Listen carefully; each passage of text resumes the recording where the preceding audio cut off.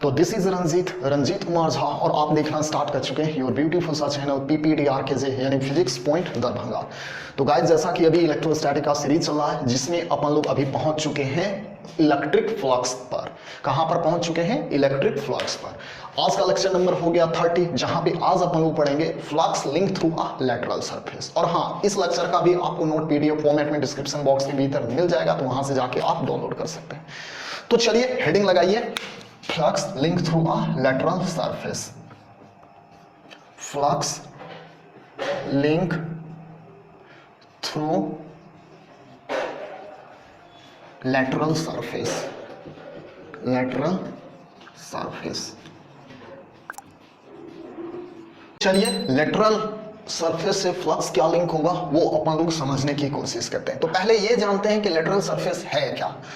तो मान लेते हैं कि यहां पर हमने एक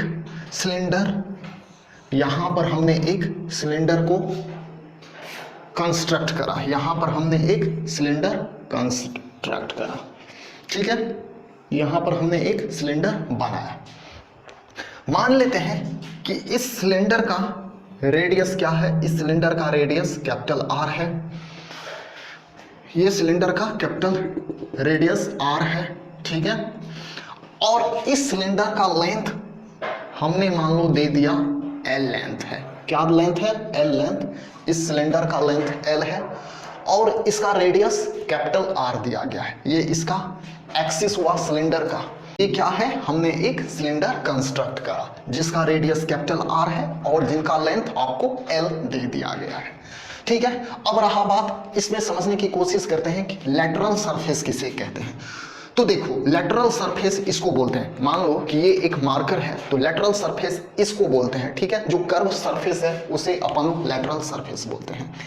तो मान लो कि इस लैटरल सरफेस से क्या फ्लक्स लिंक होगा अगर मैं यहां पर यानी इस सेंट्रल एक्सिस के सेंटर पर अगर मान लो कि मैं एक पॉइंट चार्ज क्यू दे दूं, तो इस लैटरल सरफेस से क्या फ्लक्स लिंक होगा। तो कहने का मतलब क्वेश्चन क्या हो गया? Flux link through a lateral surface of cylinder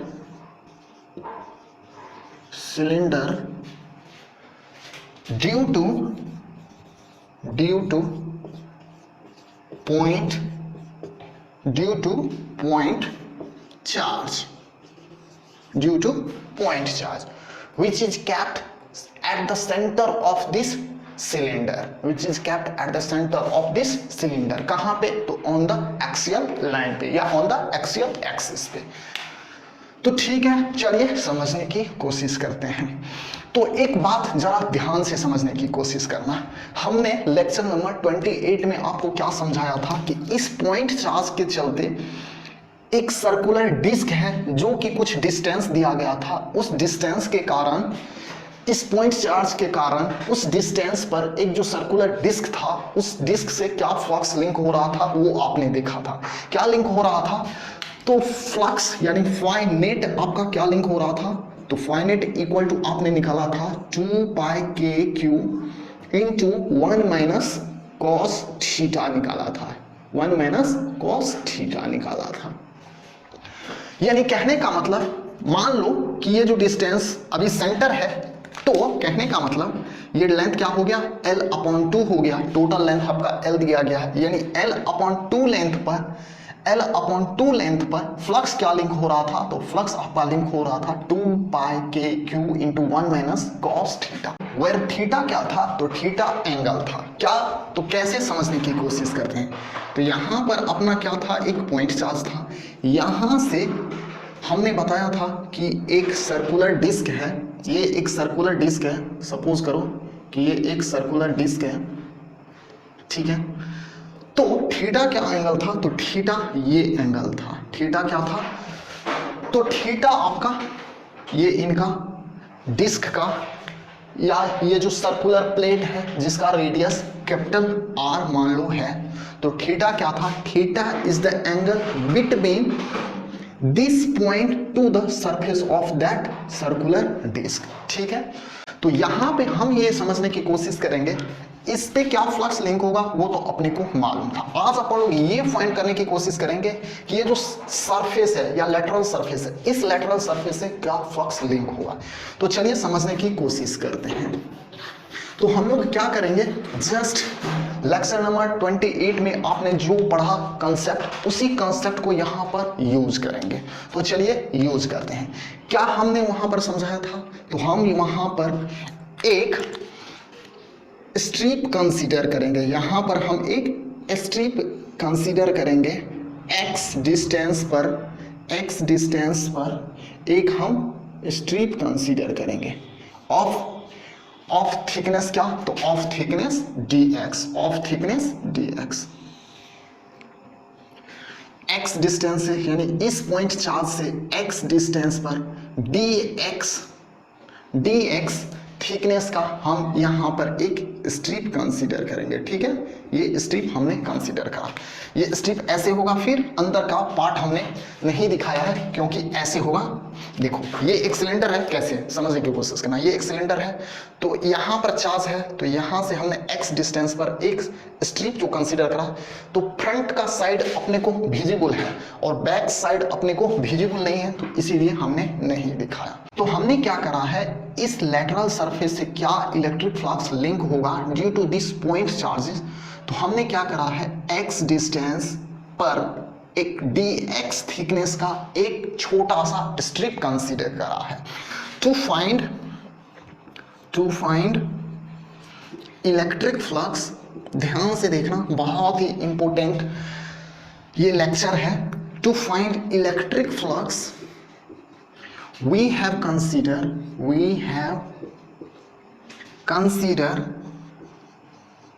क्या चीज हमने कंसीडर करा है, a strip of width dx from x distance from point charge. We have considered a strip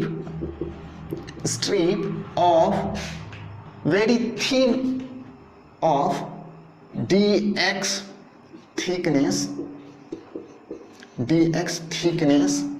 of x distance from point charge। ठीक है, ध्यान से देखते चलना, बहुत ही इजी वे में अपन लोग प्रोसीड करेंगे।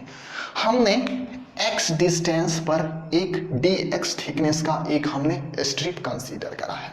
एंड नाउ अब हमें ये बताइए, ये जो हमने स्ट्रिप कंसीडर करा है, इस स्ट्रिप का एरिया क्या होगा। तो एरिया ऑफ स्ट्रिप क्या होगा, तो area of strip equal to क्या होगा। तो एक छोटा सा हमने बहुत ही पतला स्ट्रिप कंसीडर करा है, तो इनका एरिया भी बहुत छोटा होगा। तो हमने मान लिया कि इनका एरिया क्या होगा, dA होगा। और dA इक्वल टू होगा क्या, तो dA इक्वल टू देखो इनका थिकनेस और इनका लेंथ। तो लेंथ क्या हो गया, तो लेंथ इनका सरकमफेरेंस होगा। तो देखो इसका सरकमफेरेंस क्या होगा, यहाँ पे जो हमने जो स्ट्रिप कंसीडर करा इस लेटरल सरफेस का, तो इनका लेंथ क्या होगा, तो इनका length equal to circumference of that strip. तो circumference of that strip equal to क्या होगा, तो 2 पाई। इसका रेडियस क्या होगा इस स्ट्रिप का, तो इसका रेडियस देखो r है, तो इसका रेडियस क्या हो जाएगा 2 पाई r। ये तो लेंथ हुआ इनटू विड्थ, तो विड्थ क्या है dx विड्थ है। ठीक है, तो ये इस स्ट्रिप का आपका क्या हो गया, ये इस स्ट्रिप का एरिया हो गया। ठीक है, अब चलिए फाइंड करने की कोशिश करते हैं कि इस पॉइंट चार्ज के कारण यहां पर इलेक्ट्रिक फील्ड क्या होगा।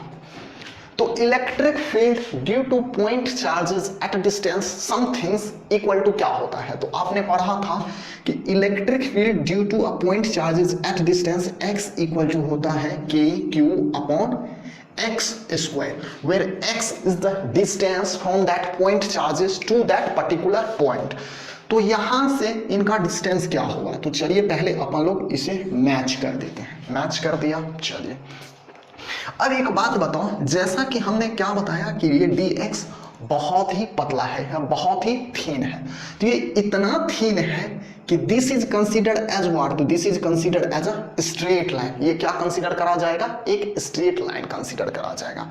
और जब ये स्ट्रेट लाइन कंसीडर करा जाएगा तो इसका ये लेंथ क्या हो गया, इनका लेंथ क्या होगा, तो इनका लेंथ इक्वल टू यो इनका जो सिलेंडर है इसका रेडियस, तो इसका रेडियस क्या दिया गया है, इसका रेडियस r दिया गया है, ये लेंथ कितना है, ये x है। तो आपको क्या दिखाई दे रहा है, ये एक राइट एंगल ट्रायंगल दिखाई दे रहा है। तो राइट एंगल ट्रायंगल का देखो ये आपका क्या हो गया, मान लो अगर ये एंगल थीटा है, ये एंगल मान लो थीटा है, तो ये क्या हो गया, ये आपका बेस हो गया, ये क्या हो गया, परपेंडिकुलर हो गया, तो ये क्या होगा, ये आपका हाइपोटेनस हुआ। तो दिस लेंथ इक्वल टू क्या होगा, तो this length equal to under root of this length square plus under root of this length square. तो क्या होगा, देखो के पॉइंट चार्ज क्या है, क्यू है, तो क्यू अपन ने डाला एक्स स्क्वायर, तो एक्स स्क्वायर, ये एक्स स्क्वायर मत डालना, ये डिस्टेंस होगा, तो ये डिस्टेंस इक्वल टू क्या हो जाएगा, under root of this square plus this square, तो अंडर रूट ऑफ क्या होगा, x square plus r square, ठीक है। इसका देखो ये तो ये लेंथ हो गया, इस लेंथ का स्क्वायर होना चाहिए, तो इस लेंथ का स्क्वायर हमने कर दिया। तो जब आप स्क्वायर करते हैं तो क्या मिलता है, k q upon x square plus r square मिलता है, ठीक है। ये अपने को इलेक्ट्रिक फील्ड यहां पर मिलता है due to this point charge. तो हम लिख सकते हैं क्या, electric field due to this point charges, due to point charge कहां पे, तो ऑन द, कहां पे, तो ऑन द स्ट्रिप पर, स्ट्रिप पर निकाले ना, हाँ स्ट्रिप पर निकाले, तो ऑन द स्ट्रिप पर क्या आपने निकाला, आपने निकाला k q upon x square plus r square. तो हमने मान लिया जो इलेक्ट्रिक फील्ड जो निकाला वो ई हमने मान लिया, ई इक्वल टू आपने क्या निकाला, k q upon x square plus capital r square, ठीक है।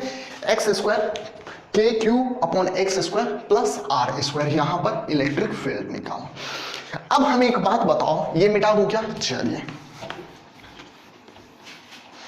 अब ध्यान से देखना, इलेक्ट्रिक फील्ड मिल गया अपने को, एरिया वेक्टर अपने को चाहिए। क्यों एरिया वेक्टर चाहिए, क्योंकि आप लोग जानते हैं कि flux link through this elemental strip equal to क्या होगा, तो flux link through this elemental strip अगर हम मान लेते हैं कि डी फाई होगा, d phi equal to flux link through elemental strip, ठीक है। मान लेते हैं कि ये जो हमने स्ट्रिप कंसीडर करा है, इस स्ट्रिप से जो फ्लक्स लिंक होगा हमने मान लिया कि डी फाई होगा।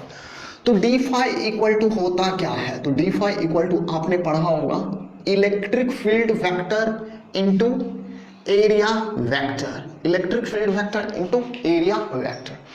अब चलिए, या स्केलर फॉर्म में अगर आप लिखना चाहोगे तो ऐसे लिख सकते हो E D A cos theta, ठीक है। E D A cos theta लिख सकते हैं क्या, बिल्कुल लिख सकते हैं। तो चलिए समझने की कोशिश करते हैं। इलेक्ट्रिक फील्ड तो अपने को मिल चुका है, यहां पे समझिए स्केलर फॉर्म, इलेक्ट्रिक फील्ड तो अपने को मिल चुका है। ऑन स्ट्रिप पर इलेक्ट्रिक फील्ड क्या होगा, तो k q upon x square plus r square. Area क्या होगा, तो एरिया भी अपने को मिल चुका है 2 pi r into d x होगा। अब रहा बात कॉस थीटा क्या होगा, तो चलिए समझने की कोशिश करते हैं। तो कॉस थीटा इक्वल टू क्या होगा, तो जब ये एक राइट एंगल ट्रायंगल है और ये एंगल अगर थीटा है, तो थीटा के जस्ट फ्रंट में जो रहता है उसे अपन लोग क्या बोलते हैं, उसे अपन लोग बेस बोलते हैं। तो cos थीटा इक्वल टू क्या होता है, cos थीटा इक्वल टू होता है बेस अपॉन हाइपोटेनस। तो बेस क्या है, r है, हाइपोटेनस क्या होगा, तो ये लेंथ हुआ, और ये लेंथ इक्वल टू क्या होता है, under root of this square plus this square. तो डी फाई इक्वल टू होगा क्या, तो डी फाई इक्वल टू होगा, ई का वैल्यू आपने क्या निकाला, k q upon x square plus r square, डालिए k q upon x square plus r square. E का वैल्यू आपने डाल दिया, डी ए का वैल्यू क्या हुआ, तो डी ए का value 2 pi r into d x, डालिए 2 pi r into d x, ठीक है। और कॉस थीटा का वैल्यू क्या होगा, तो कॉस थीटा का वैल्यू बेस अपॉन हाइपोटेनस, तो बेस क्या है r और ये हाइपोटेनस क्या होगा, तो under root of b square plus d square, तो r upon under root of x square plus capital R square. ठीक है, ये होगा क्या, बिल्कुल होगा। तो ये तो एक्चुअली में हुआ इस स्ट्रिप से जो फ्लक्स लिंक हुआ due to this point charges. ठीक है, तो चलिए इसे जब हम कैलकुलेट करते हैं तो क्या देखते हैं, 2 पाई के क्यू, ध्यान से देखते चलिएगा, 2 पाई के क्यू, एक आर यहां पे है और एक आर यहां पे है, तो आर स्क्वायर। ठीक है, हाँ, यहां पे dx है, dx by x square plus r square यहां पे है और यहां पे x square plus r square जब अंडर रूट में है तो इसे मैं क्या लिख सकता हूं, x square plus r square to the power 1/2 लिख सकता हूं क्या, बिल्कुल। तो कहने का मतलब x square plus r square to the power 1/2 और x square plus r square to the power 1, तो 1 प्लस 1/2 इक्वल टू 3/2। तो हम क्या डाल सकते हैं, x square plus r square to the power 3/2 डाल सकते हैं क्या, बिल्कुल डाल सकते हैं। तो ये अपना हुआ flux link through this elemental strip. But अपने से पूछा क्या गया है, अपने से पूछा गया है कि इस लेटरल सरफेस से, इस लेटरल सरफेस से फ्लक्स क्या लिंक होगा। तो हमने तो अभी छोटा सा स्ट्रिप के कारण निकाला है कि फ्लक्स इस पॉइंट चार्ज के कारण क्या लिंक होगा। तो फॉर लेटरल सरफेस यानी हम क्या निकालेंगे, फॉर लेटरल सरफेस के लिए, लेटरल सरफेस के लिए, for lateral surface net flux equal to क्या होगा। तो नेट फ्लक्स सिंपली हम लोग क्या करेंगे, नेट फ्लक्स करने के लिए इसी तरह छोटे छोटे स्ट्रिप कट करते चलेंगे और उससे जो फ्लक्स लिंक होगा वो कैलकुलेट करते चलेंगे और फाइनली सबका एडअप कर देंगे। तो उसको करने के लिए अपन लोग क्या एक कंसेप्ट को एडॉप्ट करते हैं, अपन लोग इंटीग्रेशन का कंसेप्ट एडॉप्ट करते हैं। तो क्या होगा, ध्यान से देखना, डी फाई को इंटीग्रेट कर देंगे, डी फाई को इंटीग्रेट कर देंगे। कहां से कहां तक इंटीग्रेट करेंगे, तो देखो, as this point charge is located at the centre of the cylinder, so length यहां से यहां तक क्या हो गया, तो यहां से यहां लेंथ हो गया L/2, तो यानी अपर लिमिट क्या हो गया, L/2 लेंथ हो गया। ठीक है, एज यहां से यहां लेंथ क्या हो गया, नेगेटिव साइड है तो -L/2।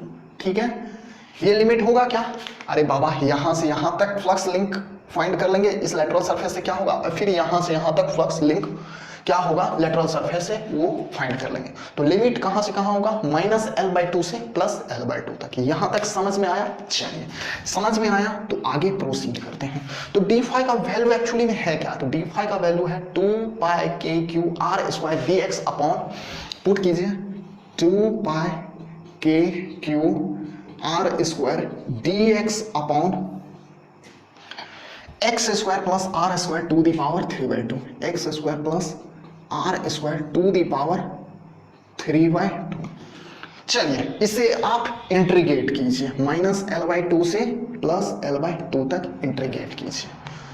अब चलिए इसे इंटीग्रेट कर दीजिए। तो इंटीग्रेट करने के लिए क्या करेंगे, तो इंटीग्रेट करने के लिए कुछ नियम और कायदे हैं। क्या नियम कायदा है कि जो भी यहां पर कांस्टेंट टर्म है उसे हम लोग बाहर ले लेते हैं और रेस्ट वेरिएबल थिंग्स को इंटीग्रेशन के अंदर अपन लोग रखते हैं। तो मेरे पास तो स्पेस नहीं है, तो आप क्या कीजिए, पॉज का बटन दबाकर इसे स्नैपशॉट ले लीजिए या राइट डाउन नोट पर कर लीजिए।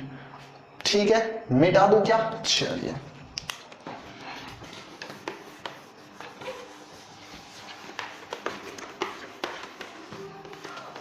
तो फाइनेट का वैल्यू क्या मिल रहा था अपने को, फाइनेट का वैल्यू अपने को मिल रहा था इंटीग्रेशन ओवर -L/2 से लेकर +L/2 तक 2k³ pi r square dx upon x square plus r square to the power 3/2 मिला था। ठीक है, यही कुछ मिला था क्या, बिल्कुल यही मिला था। तो हम लोग क्या करते हैं, हम लोग जब इसे इंटीग्रेट करते हैं तो कांस्टेंट टर्म को बाहर ले लेते हैं। तो कांस्टेंट टर्म यहाँ पे क्या क्या दिखाई दे रहा है, 2πk⁴r² आपको कांस्टेंट टर्म दिखाई दे रहा है, क्योंकि r क्या है, सिलेंडर का तो फिक्स्ड रेडियस है ना, इसीलिए r यहाँ पर कांस्टेंट है। तो क्या क्या बाहर होगा, 2πk⁴r², इतना टर्म्स आपका कांस्टेंट है। तो चलिए इसे हमने बाहर ले लिया। इंटीग्रेशन कहां से कहां, तो -L/2 से +L/2 तक, -L/2 से +L/2 तक। इंटीग्रेशन के अंदर क्या है, तो dx अपॉन दिस थिंग्स, तो dx upon x² + r² to the power 3/2 है। ठीक है, इसका इंटीग्रेशन अपने लोग को करना है। तो आप यहाँ पे क्या देख रहे हो, आप यहाँ पे ये देख रहे हो कि ये एक स्टैंडर्ड इंटीग्रेशन है। ये क्या है, एक स्टैंडर्ड इंटीग्रेशन, स्टैंडर्ड इंटीग्रेशन। ठीक है, स्टैंडर्ड इंटीग्रेशन। और इसका वैल्यू क्या होता है, तो इसका वैल्यू जब आप रेसनिक, हेलिडे और वॉकर का 10th एडिशन का बुक खोलते हो तो उनके फर्स्ट पन्ना पर ही आपको दे दिया गया है। क्या दिया गया है, इसका वैल्यू क्या होता है, तो इसका वैल्यू आपका होता है कि x upon r² into x² plus r² to the power 1/2 होता है। ये आप इनका वैल्यू देखोगे, किसका, तो इसका वैल्यू आप देखोगे।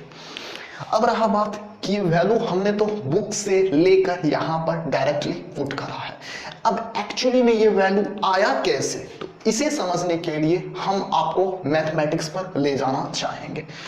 तो चलिए मान लेते हैं कि ये इक्वेशन 1 है। ठीक है, मान लिया कि ये इक्वेशन 1 है, तो इसका वैल्यू ये कैसे आया, तो मैथमेटिक्स में आपने सब्स्टिट्यूशन मेथड पढ़ा होगा, तो हम यहां पर सब्स्टिट्यूशन मेथड अप्लाई करेंगे। Apply substitution method, substitution method हम यहां पर अप्लाई करेंगे। ठीक है, अब सब्स्टिट्यूशन मेथड भी दो टाइप के होते हैं, एक अलजेब्रिकली सब्स्टिट्यूशन मेथड और एक ट्रिग्नोमेट्रिकली सब्स्टिट्यूशन मेथड, जो कि हमने फ्लक्स लिंक थ्रू डिस्क में पढ़ाया था, electric field due to disc में भी समझाया था, और लास्ट 3-4 लेक्चर से हम आपको सब्स्टिट्यूशन मेथड क्या है समझाते आ रहे हैं। तो चलिए यहाँ पे हम ट्रिग्नोमेट्रिकली सब्स्टिट्यूशन मेथड अप्लाई करते हैं। ठीक है, तो यहाँ पे एक्चुअली में वेरी क्या कर रहा है, तो यहाँ पे एक्चुअली में x वेरी कर रहा है, क्योंकि x को एक दफा यहाँ से यहाँ तक लाते हैं, फिर x को एक दफा यहाँ से यहाँ तक लाते हैं, तब अपन लोग देखते हैं कि इस लेटरल सरफेस से क्या फ्लक्स लिंक हो रहा है। तो x इक्वल टू हम मान लेते हैं r tan थीटा। ठीक है, let x equal to r tan theta. तो यहां पर वेरी हम क्या कर रहे हैं, यहां पर वेरी हम x को कर रहे हैं। ठीक है,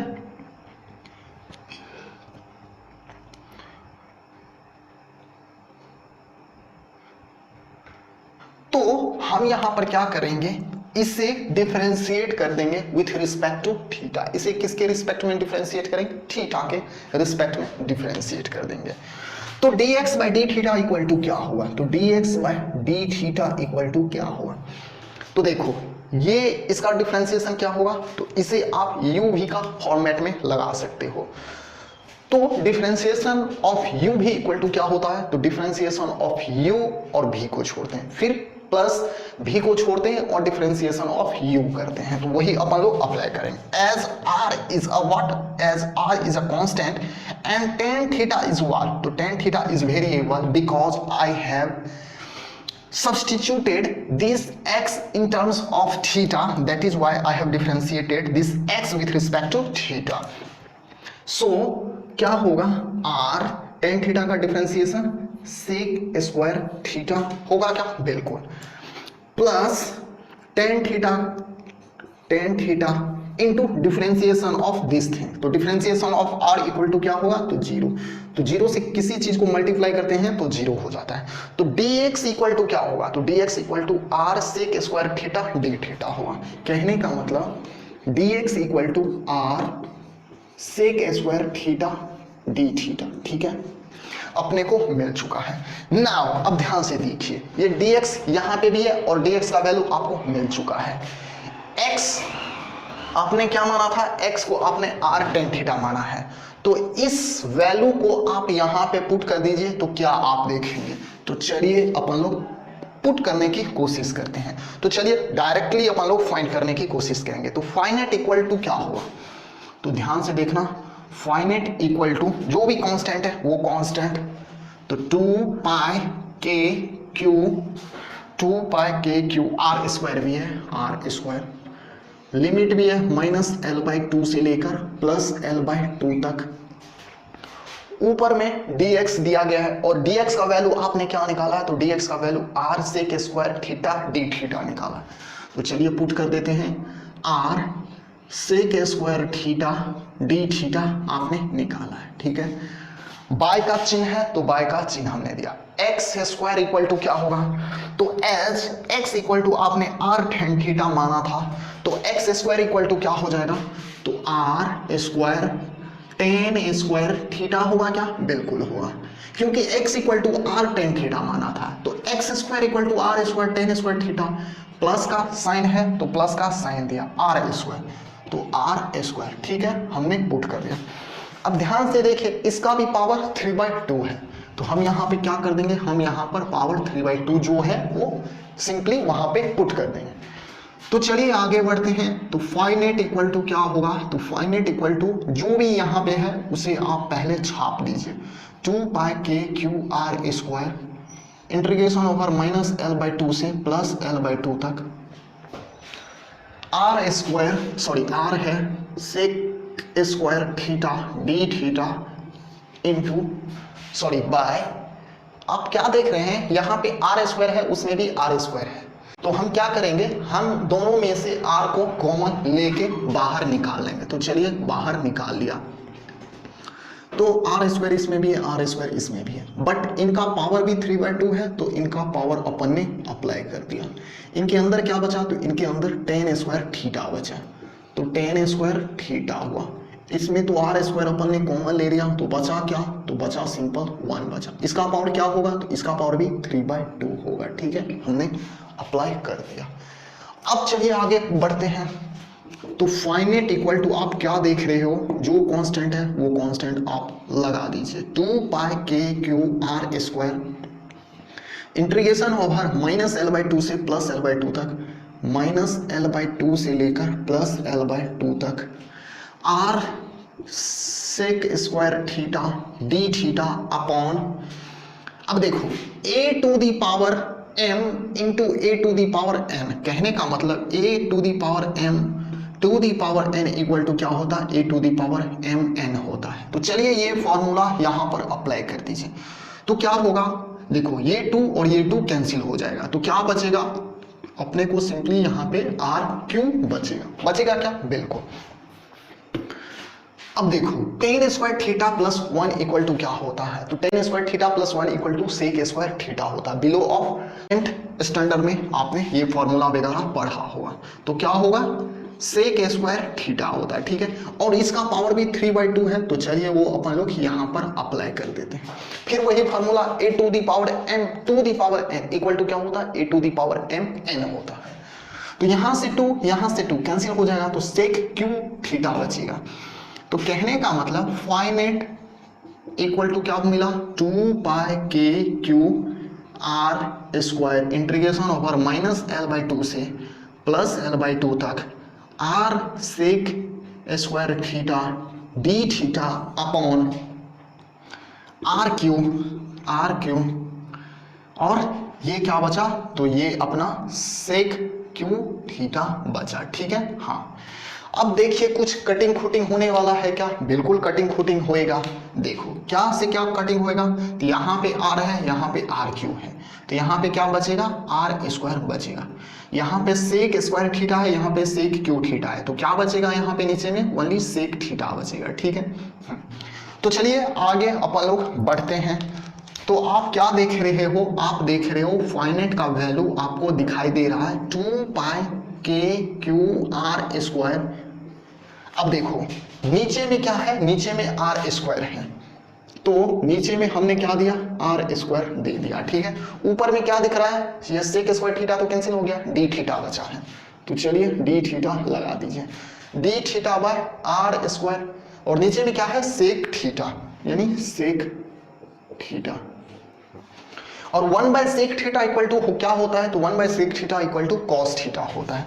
तो सिंपली इसे मैं ऐसे कर सकता हूं क्या, फाइनेट equal to 2 pi k q r square integration over minus l by 2 से प्लस एल बाई 2 तक 1 by r square cos theta, 1 by r square cos theta होगा क्या, बिल्कुल होगा। और डी थीटा भी है ना, डी थीटा भी है, ये 1 बाय सेक थीटा का वैल्यू कॉस थीटा हुआ, और डी थीटा भी है तो डी थीटा भी हमने लगा दिया। अब चलिए अपन लोग इसे इंटीग्रेट करने की कोशिश करेंगे। तो इंटीग्रेट करेंगे तो क्या होगा, आप देख रहे हो कि आर स्क्वायर क्या है, एक कांस्टेंट है। तो कांस्टेंट का इंटीग्रेशन करने के लिए क्या करते हैं, तो कांस्टेंट को बाहर ले लेते हैं। और cos थीटा डी थीटा का इंटीग्रेशन क्या होता है, तो cos थीटा डी थीटा का इंटीग्रेशन, वैसे भी जब आप रेशनैलिटी एंड वॉकर का 10th एडिशन का बुक आप फर्स्ट पन्ना खोलते हो तो वहां पे cos थीटा डी थीटा का इंटीग्रेशन आप देखोगे sin थीटा होता है। तो cos थीटा डी थीटा का इंटीग्रेशन क्या होता है, sin थीटा होता है। तो चलिए कहां पे करूं, मेरे पास तो जगह नहीं है, आप क्या कीजिए, तो ये पोर्शन को आप कॉपी कर लीजिए, क्योंकि इस पोर्शन को मैं मिटाऊंगा। हो गया, लिख लिया, चलिए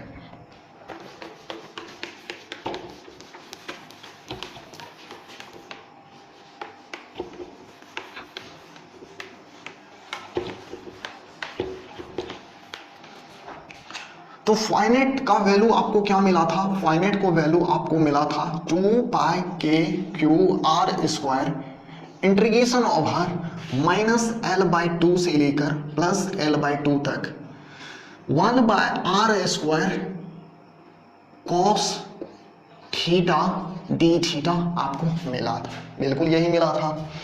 चलिए आगे बढ़ते हैं। तो फाइनेट इक्वल टू क्या होता है, तो फाइनेट equal to 2 pi k q r square, इसका इंटीग्रेशन क्या होगा, तो इसका इंटीग्रेशन देखो ये क्या है, तो 1 बाय आर स्क्वायर है। कॉस थीटा डी थीटा का इंटीग्रेशन क्या होता है, तो साइन थीटा इंटीग्रेशन होता है। ठीक है, चलिए कहां से कहां, माइनस एल बाई 2 से प्लस एल बाई 2 तक, माइनस एल बाई 2 से लेकर प्लस एल बाई 2 तक पुट कीजिए।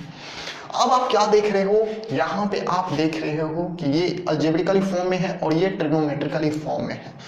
तो आप क्या करते हो, प्रिंसिपल ऑफ होमोजेनिटी अप्लाई करते हो। कहने का मतलब एक फॉर्म में आप लाने की कोशिश करते हैं।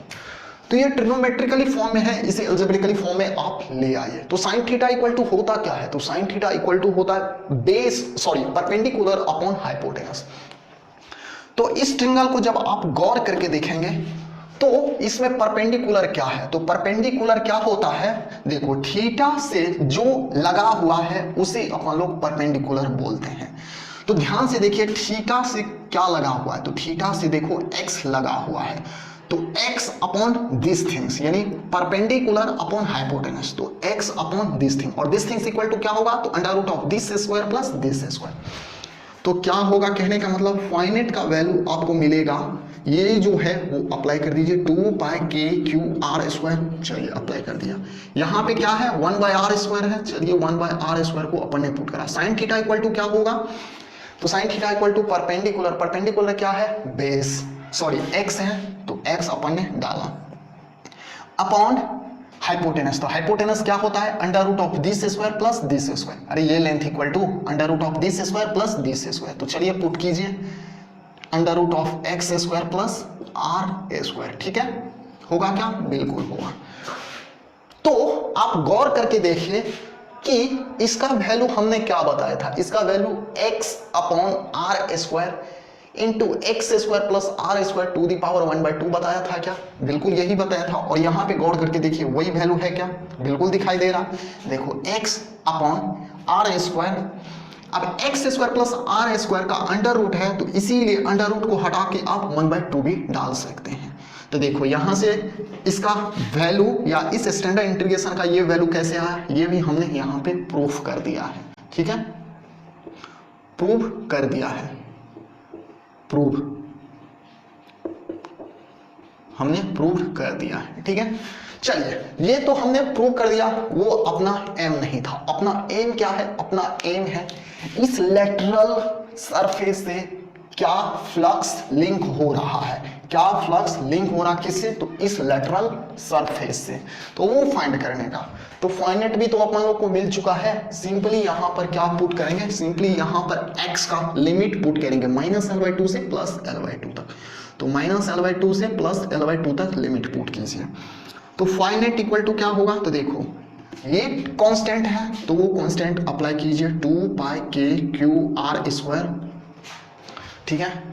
यहाँ पे भी r² है, चलिए इसको बाहर ले लीजिए, यहाँ पे r² इंटू एक्स को बदले में एक दफ़ा अपर लिमिट पुट करेंगे, फिर x के दफ़ा एक दफ़ा लोअर लिमिट पुट करेंगे, बट नीचे में भी है तो चलिए सिंप्लीफाई करने की कोशिश करते हैं। तो क्या होगा, x के दफ़ा L/2 तो यानी L/2 बाय L/2 का होल स्क्वायर, तो क्या हो जाएगा L/L² होगा क्या, बिल्कुल होगा, अब प्लस r² भी है ना, r² भी है, ठीक है, हाँ इतना हुआ, हाँ माइनस लोअर लिमिट, तो माइनस लोअर लिमिट, तो माइनस, और ये लोअर लिमिट में भी माइनस है तो माइनस माइनस प्लस, तो L/2 x के दफा पुट करेंगे लोअर लिमिट, तो x पुट करा L/2 बाय दिस थिंग, तो -L/2 का होल स्क्वायर, तो -L/2 का होल स्क्वायर इक्वल टू क्या हो जाएगा L²/4, ठीक है, प्लस ये r² है तो प्लस r² पुट कीजिए, ठीक है, ये होगा। चलिए आगे आप इसका फर्दर कैलकुलेशन कीजिए। तो फाइनेट इक्वल टू क्या होगा, फाइनेट इक्वल टू देखो, अरे बाबा यहाँ पे तो कैंसिल भी होने वाला है कुछ कुछ टर्म्स, r² यहाँ पे भी है, r² यहाँ पे भी है, तो ये दोनों तो कट रहा है, ठीक है, काट दिया हमने, तो 2πk बचा, r² ये दोनों तो कैंसिल हो गया। देखो यहाँ पे क्या बचेगा, L/2 यहाँ पे भी है, L/2 यहाँ पे भी है, तो इन दोनों को जब कॉमन लेते हैं या एडअप करते हैं तो आप क्या देख रहे हो, यहाँ पे भी देखो L²/4 plus r², L²/4 plus r², तो दोनों में जब कॉमन लेते हैं तो देखोगे कि L यानी 2L/2 bye L² plus 4r², under root में था ना, हाँ ये अंडर रूट में है, अंडर रूट में है, ऐसे ही होगा, ये अंडर रूट में है, सॉरी थोड़ा सा मिस्टेक हो गया, हाँ तो ये होगा। अब देखो यहाँ पे भी 2 है, यहाँ पे भी 2 है, तो ये 2 कैंसिल हो जाएगा, यानी कहने का मतलब फाइनेट का वैल्यू आपको मिला 2πk/q into L/√L² plus 4r², तो ये अपने को net flux link through this lateral surface होगा। तो अगर आप यहाँ इस पॉइंट चार्ज के कारण यहाँ पे जो आप इलेक्ट्रिक फील्ड निकाले हैं, तो वेक्टरली अगर आप समझने की कोशिश करें तो इलेक्ट्रिक फील्ड ड्यू टू आप point charge which is a positive, तो इलेक्ट्रिक फील्ड का डायरेक्शन क्या होता है, तो इलेक्ट्रिक फील्ड का डायरेक्शन कुछ अवे होता है फ्रॉम द सोर्स चार्ज। अब एरिया वेक्टर क्या होगा, तो एरिया वेक्टर ध्यान से देखो, एरिया का परपेंडिकुलर होता है, एरिया का परपेंडिकुलर, और हमने क्या बताया था कि जब क्लोज सरफेस हो तो उसका एरिया वेक्टर क्या होता है, नॉर्मली परपेंडिकुलर होता है एंड आउटवर्ड होता है। अब ध्यान से देखो, अगर ये एंगल थीटा है तो ये एंगल क्या होगा, ये एंगल भी थीटा होगा, कैसे, तो एक्सटर्नल अल्टरनेट एंगल से ये एंगल भी थीटा होगा। अब ध्यान से देखना कि ये जो हमने स्ट्रिप कंसीडर करा, देखो इसको ऐसे आप कर सकते हो, वाह देखो दिखाई दे रहा ना, ये एक स्ट्रिप हमने कंसीडर करा है, तो ये इतना गैदरिंग के लिए हमने आपको थोड़ा सा स्किप करा है। तो ये net flux link through this lateral surface due to a point charges which is situated at the axial line on the center of the cylinder, which is equal to 2πk/q into L/√L² plus 4r², तो ये आपका net flux हुआ। तो I think यहाँ पे जो भी आपको समझाया गया है वो यहाँ पे आप समझ गए होंगे, तो जो भी छापना है आप इसे कॉपी कर सकते हो गया, स्क्रीनशॉट ले लिया, चलिए ले लिया तो बहुत अच्छी बात है। तो चलिए आज का लेक्चर यहीं पे एंड करते हैं। अगर लेक्चर अच्छा लगा तो लेक्चर को लाइक मार देना, अगर लेक्चर अच्छा नहीं लगा तो डिसलाइक भी मारना, और रीजन बताना है ताकि हम उस प्रॉब्लम को सोल्व करने की कोशिश करेंगे। और सबसे इंपॉर्टेंट, पढ़ाई करते रहना। All the very best.